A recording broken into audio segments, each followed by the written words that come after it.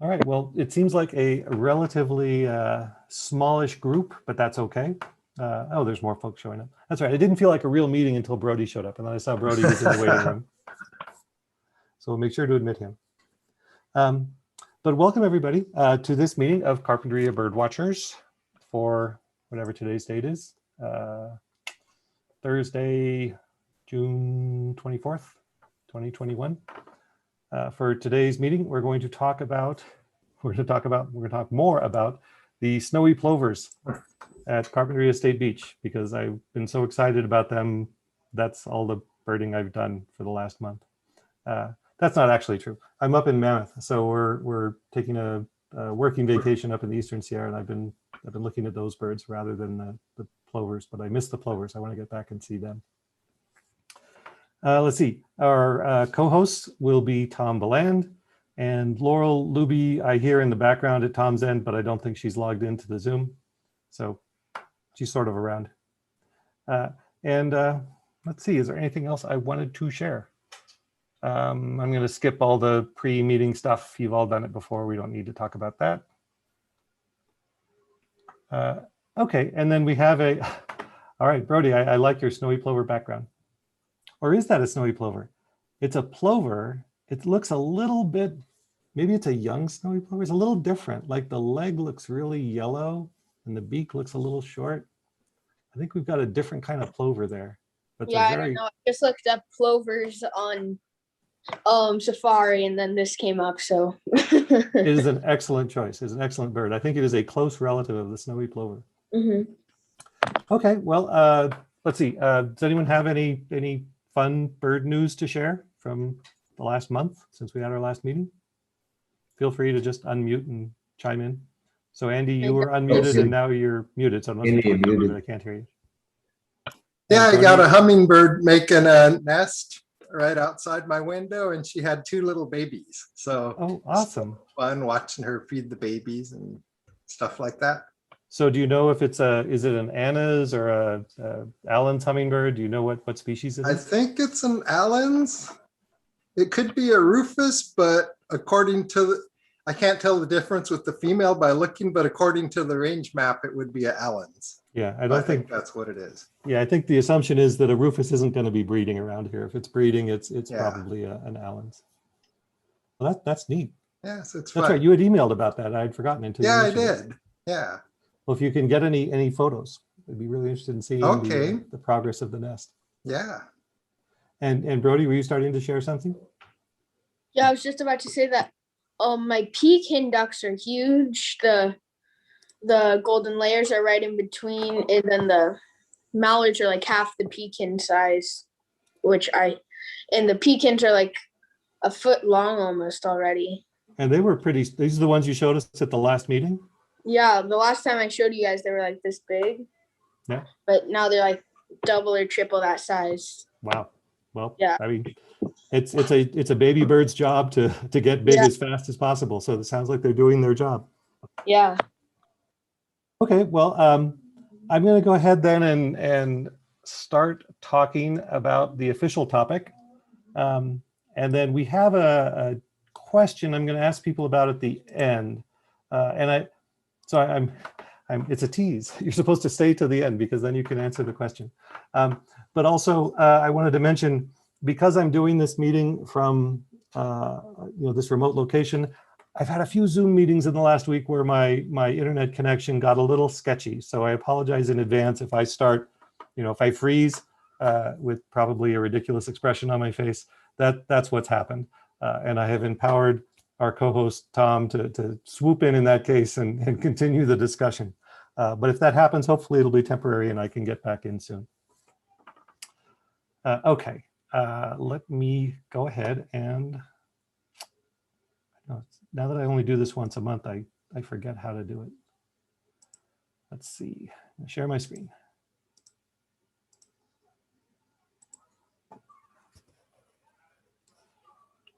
Okay, so if I've done this correctly, you are seeing my presentation slides, where I'm going to talk about today's topic, which is Carpinteria's snowy plovers, and also a mention of the Carpinteria Living Shoreline Festival. And that also hopefully will entice you to stay till the end to learn about the Carpinteria Living Shoreline Festival, because I'm very excited about it. But are you all, give me a thumbs up if you're seeing the snowy plover on your screen. Okay, excellent. And, you know, again, it's a pretty light attendance in this meeting, so feel free to unmute and chime in if you have questions as we're going. I may not see you if you wave your hand at the screen. So let's go ahead and talk about the snowy plovers, Carpinteria State Beach. And I've arranged this in chronological order. This appeals to my organizational mind, that I wanted to kind of go through this timeline. And if you've looked at the carpbirdwatchers.org blog, you'll see that I've got a post there where I've sort of outlined the history of these plovers that are nesting at the State Beach in Carpinteria. And just, I don't know, it makes sense to me to talk about them in chronological order. So we're going to start off going all the way back to 2013, 8 years ago, because the story starts then. So this is a page from a report that the biologists working at Vandenberg on the snowy plover and least tern recovery program put out. The report was put out in 2016, but it's relevant to our 2013 discussion. But it shows some beaches at Vandenberg, and they have different names and different little sectors. And in particular, this part here, this part labeled SNO, this is Surf Beach North. And that is a beach I've actually birded on, and any of you could go birding there. Now, most of the beaches at Vandenberg are off limits if you don't have a base pass to get on the Air Force Base. But this little chunk here, this is actually an Amtrak station. It's the surf station, like Surf Beach. It's the train station for Lompoc. So Lompoc is about 4 or 5 miles inland from here. But if you take Main Street out of Lompoc, you come all the way down here to this train station, it's really just a siding and a parking lot. I think it has a porta potty. There's not a lot of facilities there. But if you walk across the train tracks carefully, you can end up down here on this beach. And it's a really cool beach that is popular with nesting snowy plovers. And during the nesting season, they close off a lot of it. But there is a little chunk of it here that is always open. And you can get down there and see what's what with the plovers. And on that stretch of beach in 2013, one of the snowy plovers that nested there that was banded has an interesting history in connection with Carpinteria.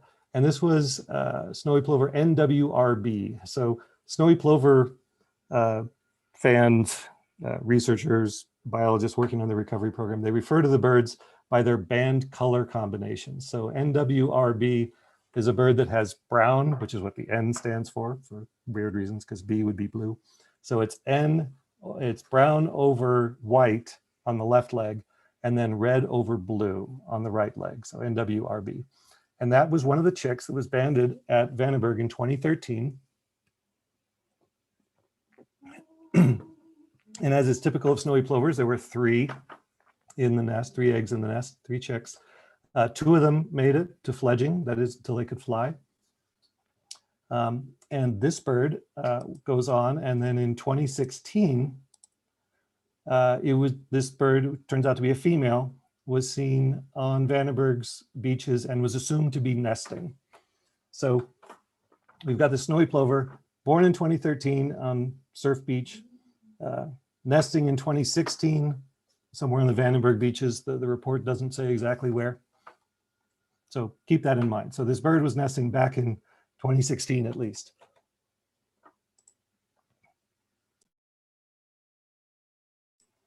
All right, now we'll fast forward to 2019 and we'll talk about Coal Oil Point.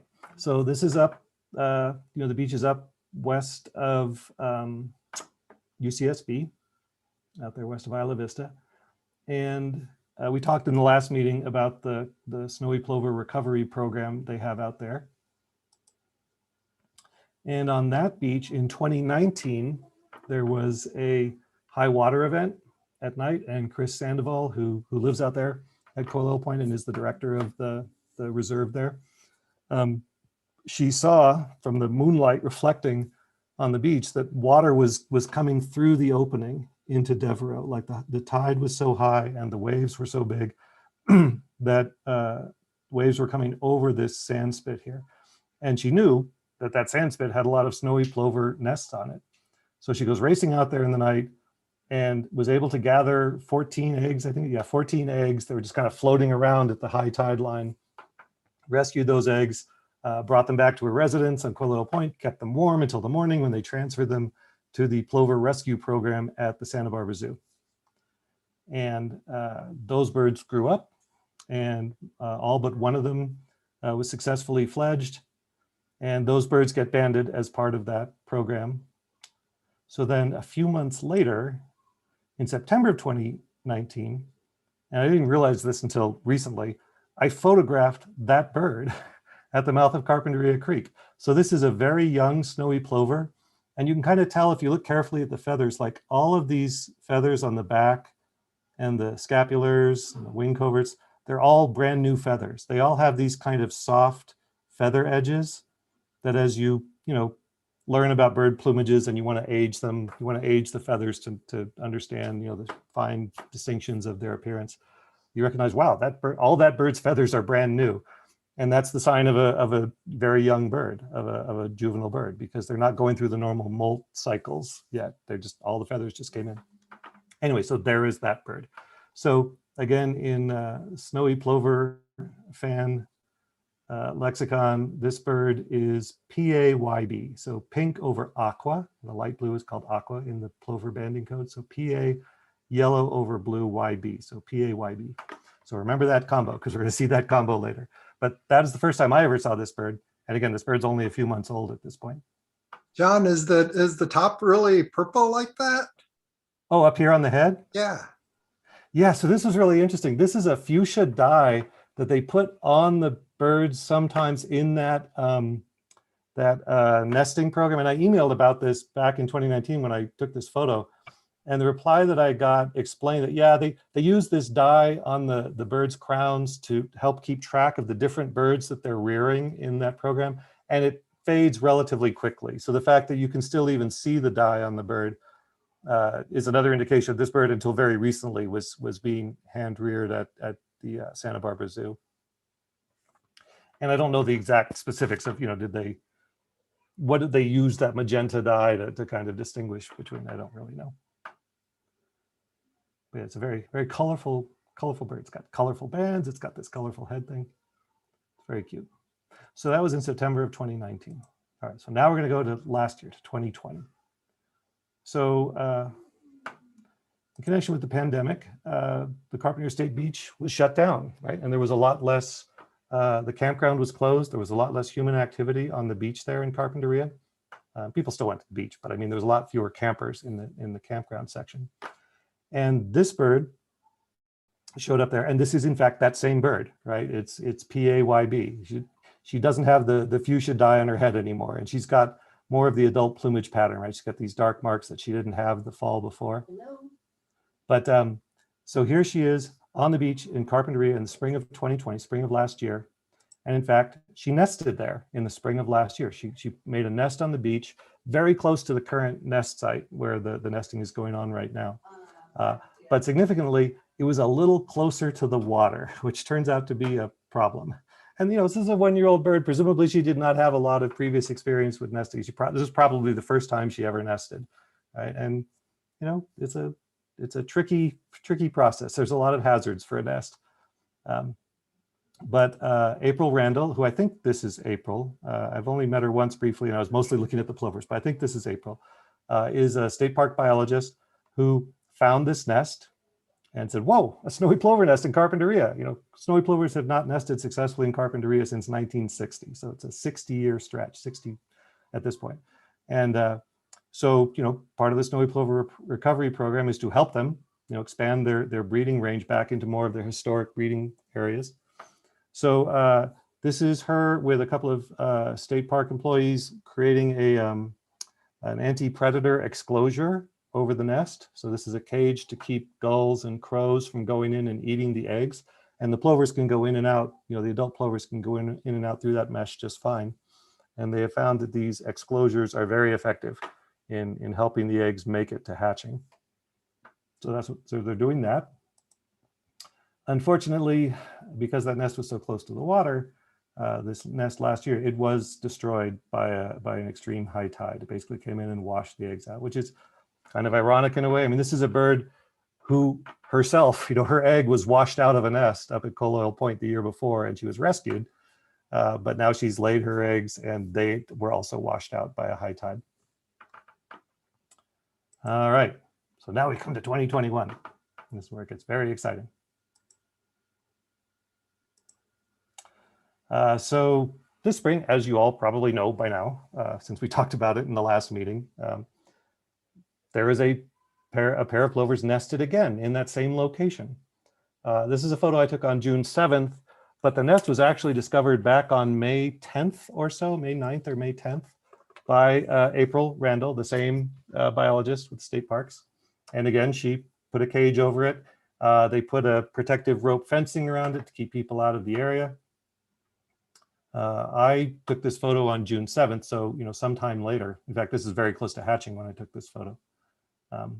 And a bunch of us, as we talked about in the last meeting, was very excited. A bunch of us volunteered and went out there and kind of kept tabs on the nest to kind of ask people to keep back from the rope, to keep away from the nest, because as people approach and look, what's going on? Why are there these signs here? Why is there this cage here? They would tend to flush the birds off the eggs. The adults would leave the nest in that case. So we watched anxiously. But in terms of the identity of the bird, so it was hard to tell. She had, the female had bands, the male did not. The female's bands were pretty hard to read because the lower band on her left leg, which is the metal service band that actually has some other information that's printed on it in fine print that you can't read from a distance. And then they put a colored tape over it to give it a color. Those metal service bands tend to lose their covering over time. But in this shot and in some close shots that another plover fan, Bill Crow, got some really good close-up shots, they were able to figure out that there was little bits of white left on that service band. And in fact, this is NWRB. This is that same plover that we were talking about that was born in 2013 in Vandenberg. So this is an 8-year-old bird, which is super old for a plover. Some snowy plovers have gotten up to be like 15 years old or so, some of the oldest ones known. But the normal life expectancy for a snowy plover is about 3 years. So this is an 8-year-old female still making nests. She's got it figured out. This is a survivor. She's really doing a great job. And this is the female that made the nest on Carpinteria State Beach this year. Here is the male. So no bands. We don't really know his history. As I mentioned in the last meeting, I'm a pretty lazy plover watcher historically. I tended to just not distinguish between the males and the females. Oh, it's a snowy plover, and I wouldn't worry about it. But having spent a lot of quality time watching this pair of plovers, I am now much more confident in my ability to distinguish male and female snowy plovers. Much more dramatic dark markings on him than on the male than on the female. She's got a much more faded look to her dark patches. So yeah, so this is the male. So one of the challenges that I was really worried about when we had our last meeting and talked about them was that Memorial Day weekend was coming. This is a shot from Memorial Day weekend of the plover site. And you can see, even though this is a part of Carpinteria State Beach that's relatively less used, like the part down at the end of Linden is just solid people on that weekend. But the part up here, east of the mouth of Carpinteria Creek, there's a lot of people there, but not quite as many as there are closer to the major public access areas. And the plovers did okay. They got through the weekend all right, and they continued to incubate the eggs. Sometimes they were off the nest, but most of the time on the nest. So here is a photo from the morning of June 8th. And this is the last time that I at least saw the adult plovers incubating their eggs, because on the afternoon of June 8th, the eggs hatched. And I got a text from Tom, your co-host tonight. He said, "John, the eggs have hatched." I was very excited. So I went racing down there. And this is Tom and Laurel and Holly, who I think is in the meeting. I saw that you were logging in earlier, Holly. So if you're in there, that's you. Hope it's okay to share your picture. And Chuck Graham. And they're down there photographing the newborn babies. So I went walking on over there. On my way over there, the female did not like me being around those babies. She was doing the sort of classic plover distraction display where she kind of acts like she's injured and scurries around and tries to draw me away. But I was not deterred. I snuck up there and took a look with the others at these really cute little newborn snowy plovers. So this is on that afternoon. These are just, an hour or two old. This is a snowy plover just out of the egg. And there's actually 2 of them in the photo, and there's a 3rd one somewhere nearby, probably brooding under one of the adults because they spend a lot of time trying to stay warm under the adults for the first several days of their life. This is a little later that afternoon. So this is as the sun had gone down, and I think there actually are 2 babies under the male plover, which is what this one is, the adult male, and then a 3rd one over here, probably about to crawl under there too.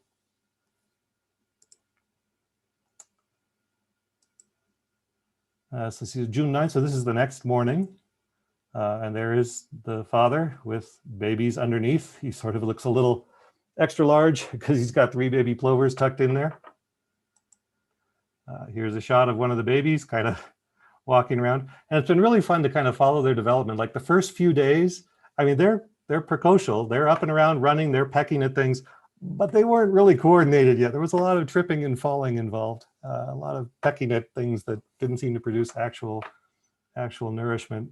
But they're learning, like all of us who are new to the world. Here is a shot I took of the adult female that morning. So there, again, NWRB. This is the last time that I know of that she was documented as being present. This is 7 in the morning, the day after the eggs hatched. And after that, throughout the rest of that day, no one saw her. So she left and has not been seen since on that beach. And that is actually typical with snowy plovers. The females, their job is basically to lay the eggs, to incubate the eggs during the day for the most part, while the male will take his turn incubating the eggs at night. But then once the eggs hatch, within a day or 2, the females usually leave. And they will actually leave and go start another nest. They'll go find another location, an unattached male somewhere else, and they'll start up a new nest, which means that the female snowy plovers can make, a couple of broods in a nesting season, or maybe even 3, I don't know. So it's just it's an interesting adaptation where they could be more efficient, because it's a big time investment rearing a snowy plover. They incubate the eggs for 28 days. It takes a really long time for those eggs to incubate and develop, because they have to be very self-sufficient when they hatch. So they can't be like a mockingbird or a bluebird where they maybe only incubate them for, I don't know, a week or 10 days. I don't actually know what the time is, but it's much shorter. And when they hatch out, they're very helpless. Those babies are just little blobs that sit in the nest and open their mouths, and the parents stuff them with food. But with snowy plovers, they've got to come out ready to run around and feed themselves on that beach. So they incubate for a long time. And then it takes another 31 days or so for them to actually fledge, for them to be able to fly. So, that's a 2-month commitment, basically. The female can be there for the first month, and then she can go off and start another nest. So it increases the chances for getting new snowy plovers each nesting season if she goes off somewhere else. So that's what she did. Here's the next day. So here's the proud father and one of the babies getting a little more sturdy, a little more steady on their feet, I think, by day 2. Here they are running around the next day, getting quite adept at chasing down sandhoppers and kelp flies. A lot of people on the beach, a lot of interest. And very helpfully, the state park biologists and the rangers and the lifeguards worked with, the biologists worked with the lifeguards and the rangers to kind of, provide public outreach, educate people about concerns about things like, driving the lifeguard vehicle past the plover enclosure, or just, people playing games on the beach and disturbing the birds. And, the birds, once the babies hatched, they didn't stay in their little wire exclosure. And in fact, they did not stay in their little roped off area. They're running around in the rack, in the washed up kelp. So they're coming out of that rope enclosure into the human zone. So there's a lot of potential for interactions between humans and the plovers. And when you're a little tiny bird about this big, whose main defense is to crouch down and not move, those interactions can turn out very poorly for the plover. So a lot of public education, but the plovers are out there on the beach with people, and it's been going okay. I confess to being sort of surprised that all 3 babies have made it, but as far as I know, Tom was there earlier today. We got all 3 babies and the dad watching over them. I'm seeing nods from Tom, so that's good. Just, and they're just adorable. They're just so cute. And, I really found my experience when I was out there trying to help out with some of the outreach and the educating people is that once they see these birds and realize what we're talking about, nobody's going to object to, being a little bit, generous with the beach space that the plovers need to grow up and live their lives. They don't need that much, they just need a little bit of space. I was very proud of this plover baby for catching this big sandhopper. So as you watch these babies, you start to get very excited. You start to like root for them to like, oh, catch that sandhopper. I want you to eat. I want you to get big. I like this sequence too. So this is the father plover staring down an interloping western gull.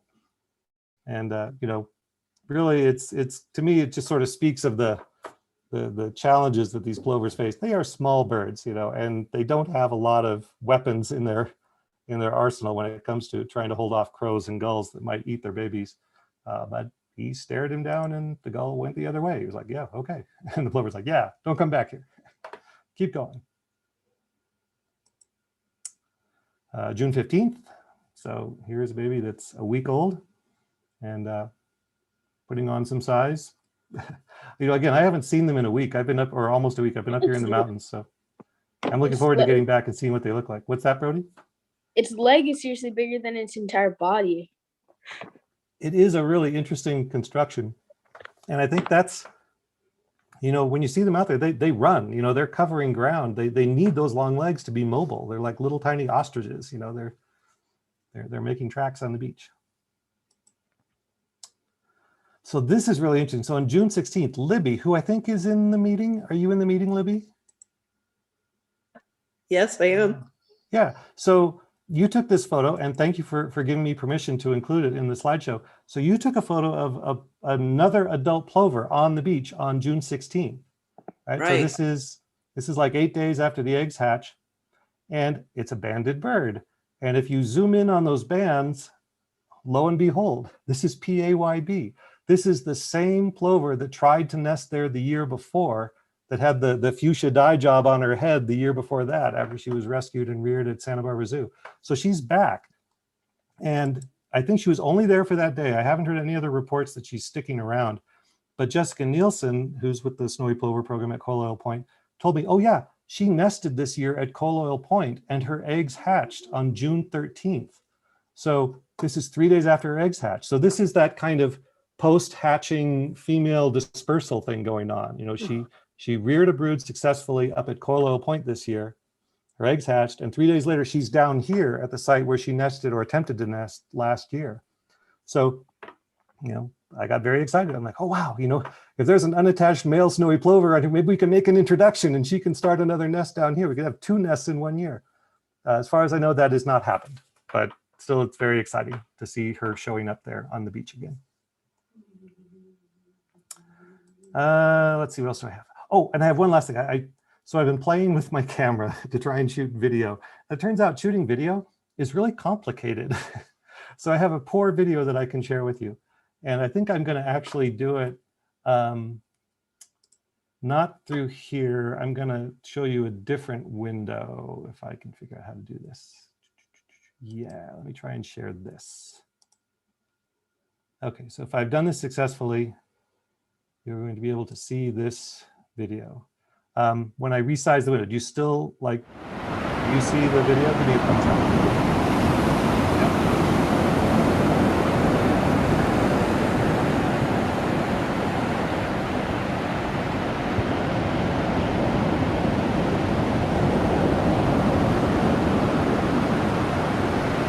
I like it this one when the baby still wants to stay under dad. It's like trying to move out of the way.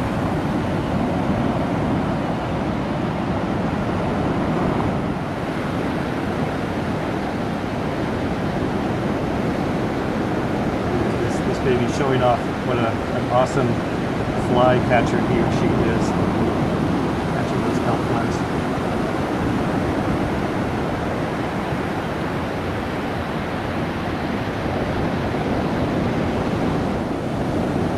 That is the dad.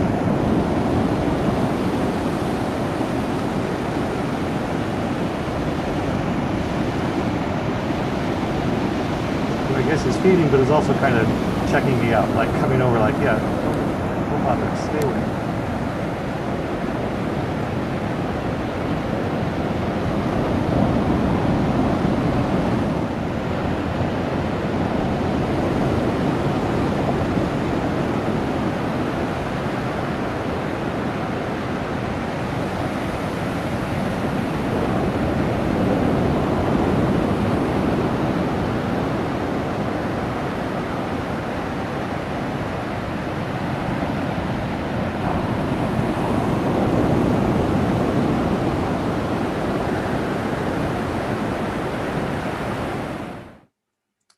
Alrighty, snowy plovers.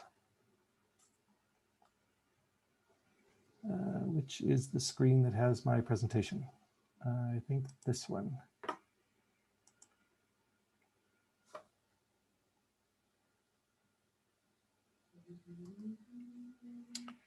Yeah, I think I've messed up my share. I'm going to start my share again. So, are you all with me so far?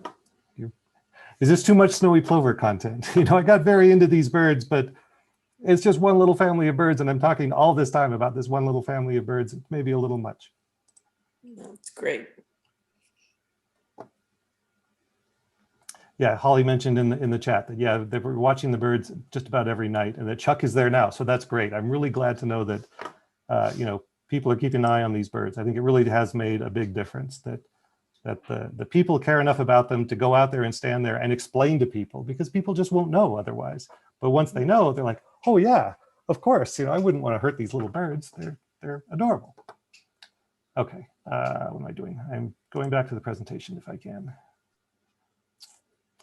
Let's try this.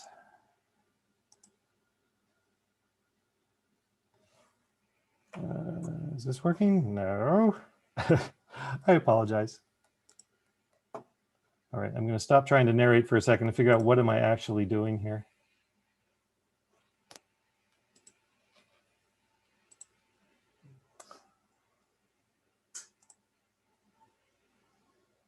I'm showing the video to no one, which is fine. Okay, here we go. One more try.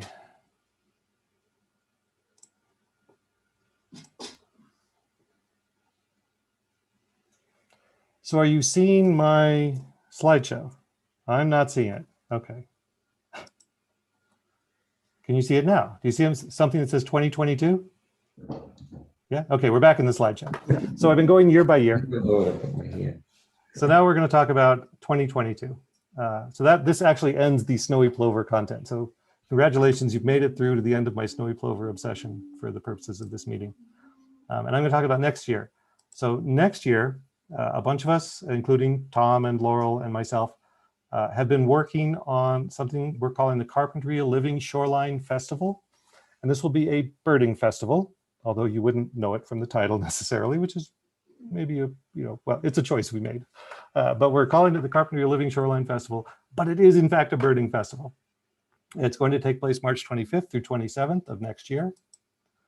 It's going to cover 3 days, where the first day we're calling our Education Day, which will just be for students and children in the Carpinteria schools. So that's not a public day so much. But then Saturday, we're calling our Birding Day, although there will in fact be birding on all 3 days. But Saturday is the day we're really focused on birding. And that will be open to the public. And then Sunday, we're calling Living Shoreline Day, which will talk about the living shoreline concept. But again, there will be birding happening that day.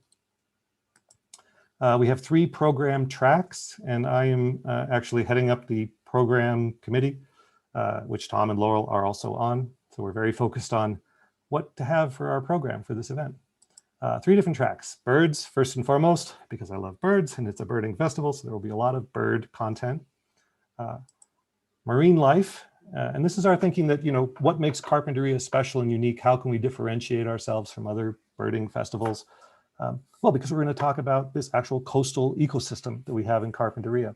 So coastal birds will be a big part of what we talk about, and along with all the other birds, but also marine life, the harbor seal, haul out over at the bluffs, the Carpinteria salt marsh, the dunes and sandy shoreline, the rocky shoreline out at the State Beach at low tide, all will be covered during the festival.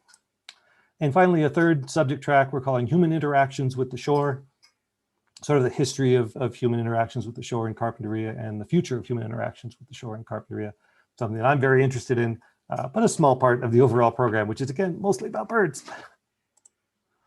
There will be both a free public-facing version of the event. So if you just show up on the day, there's going to be stuff for you to see and do.